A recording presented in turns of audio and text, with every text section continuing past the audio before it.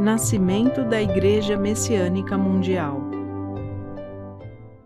Por que foi criada a nossa Igreja?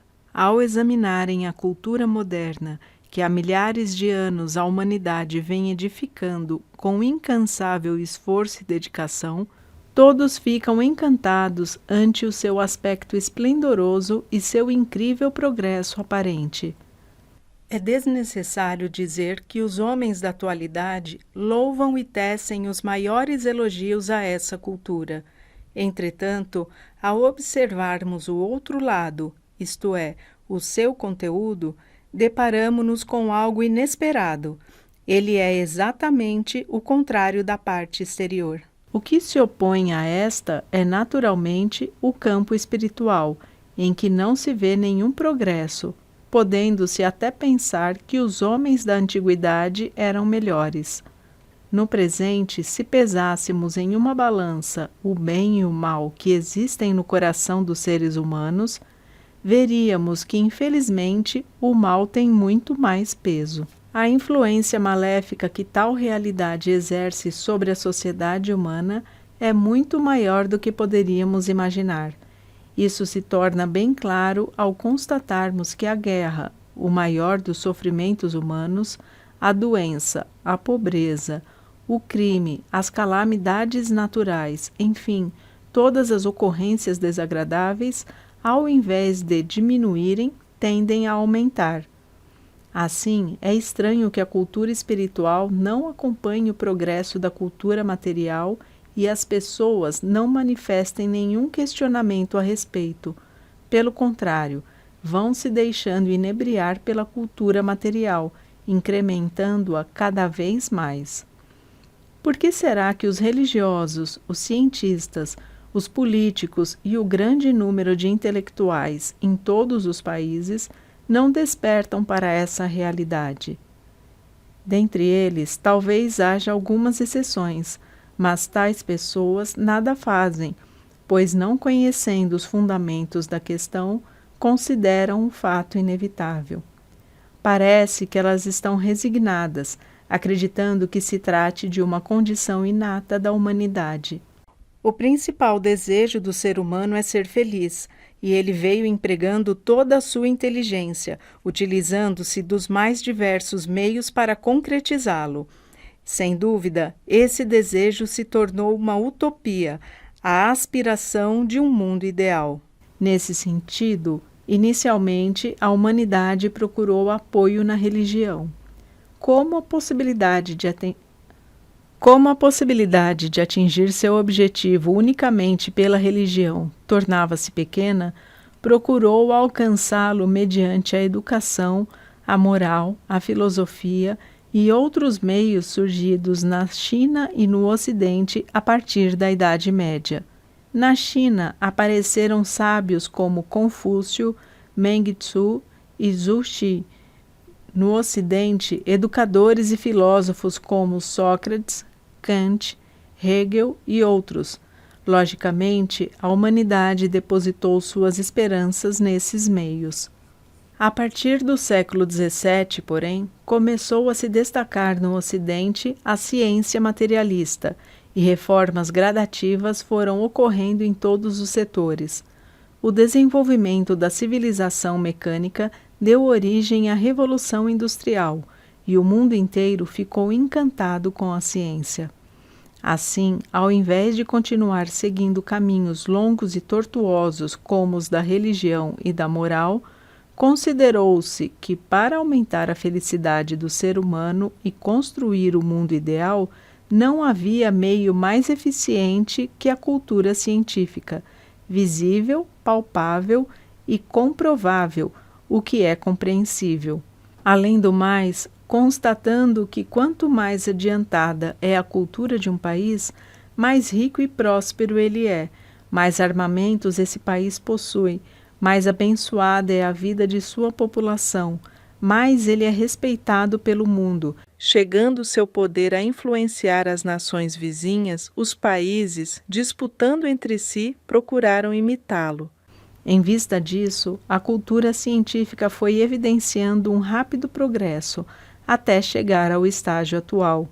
Uma vez que a humanidade se deslumbrou demasiadamente com ela, depositando-lhe excessiva confiança, seu lado espiritual acabou enfraquecendo e seus preceitos morais decaíram.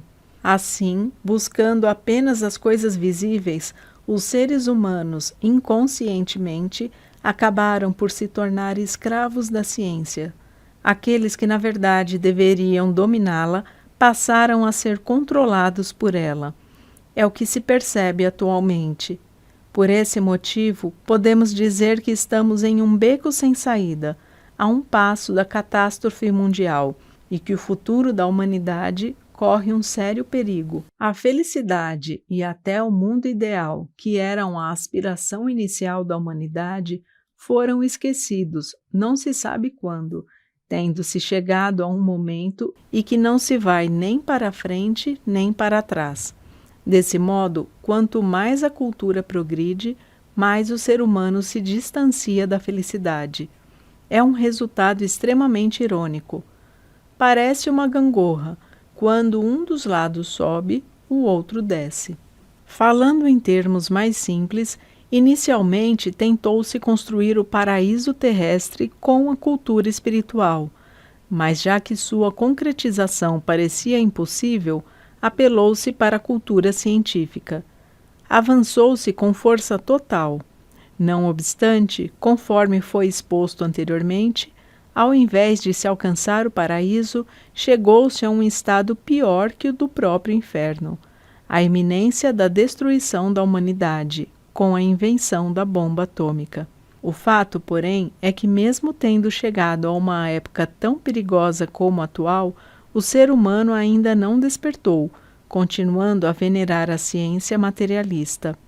Em poucas palavras, ele fracassou recorrendo à cultura espiritual e também à cultura material. Levando em consideração o fato lastimável de que ele ainda não aprendeu a lição, o que deve ser feito? Esta precisa ser a grande tarefa da humanidade: reconhecer os erros cometidos até agora e recomeçar. Ou seja, a solução é formar uma nova e equilibrada cultura, que não pende nem para o espírito nem para a matéria, mas funde e iguala ambas as partes. Somente assim estará concretizado o paraíso terrestre. Por tudo que vimos até agora, podemos dizer que a época atual é a época da mudança da velha para a nova cultura, a era da grande transição mundial a qual sempre nos referimos. Será que na história da humanidade já foi registrada uma mudança tão grande? Em verdade, é um fato inédito. Como será essa nova cultura que ocupará o lugar da antiga?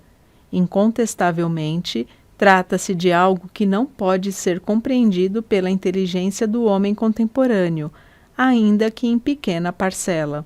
E quem se encarregará de criá-la? Neste contexto, independentemente de crermos ou não, é imprescindível admitir a existência do ser conhecido como Deus. Por conseguinte, darei explicações a respeito. Embora digamos simplesmente Deus, na verdade existem vários níveis: superior, médio e inferior, com inúmeras funções. O shintoísmo admite a existência de uma infinidade de deuses. Até hoje, quando se fala em Deus, pensa-se no monoteísmo cristão ou no politeísmo shintoísta. Entretanto, ambas as visões são parciais. Na verdade, existe um único e verdadeiro Deus que se subdivide, transformando-se em vários deuses. Por esse motivo, ele é um e muitos ao mesmo tempo. Cheguei a essa conclusão após longos anos de pesquisas sobre o mundo divino. Trata-se de um pensamento que já existia, mas parece que não se conseguiu dar mais explicações a respeito. Até aquele Deus que veio sendo adorado como supremo está abaixo da segunda classe. Deus está muito além e só veio sendo venerado de longe pela humanidade. Quem é ele, então? Não é outro senão o mais elevado dos deuses, ou seja, o Supremo Deus, aquele a quem os povos se referem como Jeová, Logos, Deus, Tentei, Mukyoku, Cristo, Messias. O objetivo de Deus é a construção do mundo ideal, de perfeita verdade, bem e belo, e para tanto era necessário que todas as condições fossem preenchidas. Ele estava aguardando o tempo certo. Essa hora chegou, é a época atual. Sendo assim, é preciso, antes de mais nada, que a humanidade se conscientize disso e que se processe a revolução espiritual de cada indivíduo.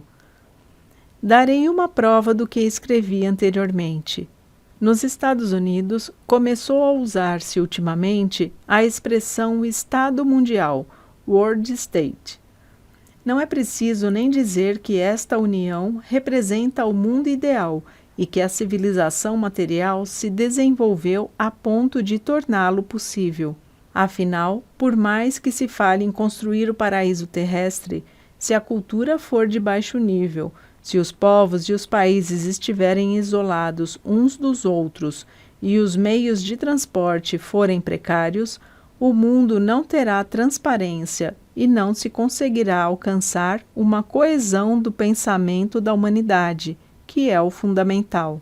Visto que finalmente chegamos à época da criação da nova cultura, é preciso conhecer de antemão como se caracteriza a magnífica concepção desta nova cultura.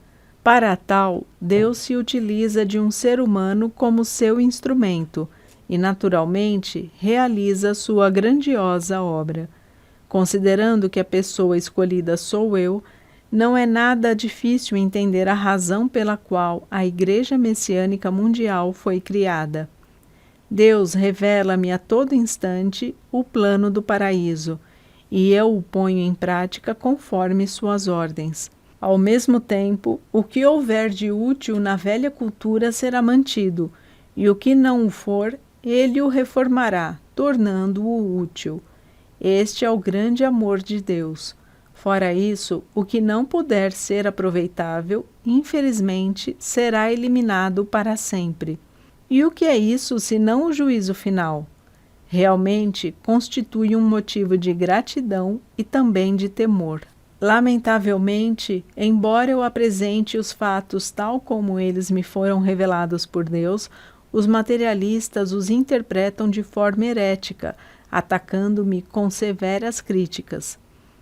Isso é natural, pois durante longo tempo os seres humanos só tiveram a experiência de viver uma das formas da cultura, a espiritual ou a material, de modo que eles não podem compreender facilmente a nova cultura equilibrada, que não pende para nenhum dos lados.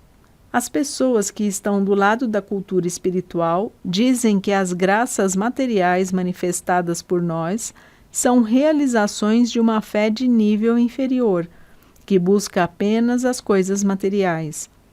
Elas consideram fé superior aquela que busca unicamente a satisfação espiritual e se contentam com uma sucessão de palavras eruditas, de difícil compreensão. Entretanto, os resultados obtidos pelas religiões teóricas para salvar um grande número de pessoas são insignificantes. E eu creio que essa é a causa da estagnação das religiões tradicionais. Já os que estão do lado da cultura material, devido à valorização exagerada do materialismo, afirmam que, além das coisas visíveis, tudo não passa de superstição. Naturalmente, não vêem motivos para crer na existência de Deus.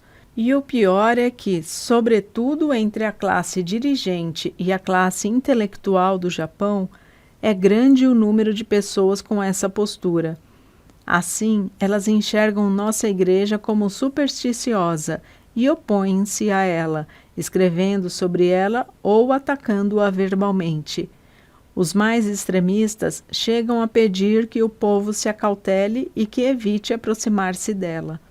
Influenciado por essa atitude, o grande público não consegue compreender o que realmente somos e tende a hesitar em nos conhecer. Consequentemente, a maioria dos intelectuais, sem o saber, constitui um obstáculo para a nova cultura. Sempre que nasce algo novo, fatalmente surgem opositores. Isso se verifica tanto no Ocidente como no Oriente. Podemos dizer que é a triste predestinação de todos os anunciadores de uma nova época. O mais engraçado é que, quando advém uma teoria de nível não muito superior ao da cultura vigente, os intelectuais a exaltam. Isso ocorre porque as pessoas que receberam uma educação representativa da cultura tradicional têm maior facilidade para entender teorias desse nível. Os detentores do Prêmio Nobel enquadram-se em tal categoria. Todavia, quando surge uma teoria muito elevada, distante do nível cultural da época, os intelectuais, por não a compreenderem de forma alguma, consideram-na herética, combatem-na e tentam neutralizá-la. Isso também se evidencia na Europa, conforme podemos constatar pelos sofrimentos infligidos a precursores como Jesus Cristo, Sócrates, Copérnico, Galileu, Lutero e outros. A teoria exposta por mim é muito mais inovadora que a desses precursores, adiantada 1 ou 2 séculos em relação à época atual, e por esse motivo as pessoas que a ouvem pela primeira vez e aquelas que estão presas à cultura tradicional ficam boquiabertas e não pensam em analisá-la devidamente, simplesmente rechaçam-na, afirmando de forma taxativa que se trata de mera superstição. Reflitamos. Se ela não passa de uma teoria excêntrica, por que será que, sem sofrer o menor abalo, nossa Igreja continua se expandindo, embora receba tantas censuras e ataques e seja reprimida pelas autoridades? Deve existir alguma razão. Não sei quantas vezes ela percorreu caminhos espinhosos e atravessou chuvas de flechas. Apesar de tudo, a obra de construção do paraíso terrestre está avançando bem mais rápido do que se esperava. Inegavelmente, isso é de difícil compreensão pela lógica humana. O fato é que, uma vez se tornando membro da Igreja Messiânica Mundial, qualquer pessoa consegue manifestar um poder semelhante ao do fundador de uma religião. Um simples fiel manifestar milagres é coisa mais do que comum em nossa Igreja. São maravilhosas graças recebidas nesta vida. Ao mesmo tempo, por meio de nossos ensinamentos, esse fiel consegue captar a essência da vida, despertar para a verdade, melhorar sua vida cotidiana e ficar mais alegre. Sustentado por inabalável fé, pode até mesmo vislumbrar o futuro. Assim, ele passa a viver com verdadeira paz interior. A prova mais evidente é que, com o decorrer do tempo, seu semblante melhora. Isso se verifica porque, uma vez que o sangue é purificado, a saúde aumenta, desaparecem as incertezas quanto ao futuro, o caráter se eleva e esse fiel se torna uma pessoa virtuosa. Dessa forma, ganha maior confiança de terceiros e por eles é amado e respeitado. A condição fundamental para se construir o paraíso terrestre, objetivo de nossa religião, é que o indivíduo se eleve e adquira a qualificação de um ente paradisíaco. Como o mundo é uma coletividade formada por indivíduos, se o número de pessoas com essa característica aumentar, obviamente surgirá o paraíso terrestre, por Meishu Sama, em 20 de novembro de 1950, Luz do Oriente.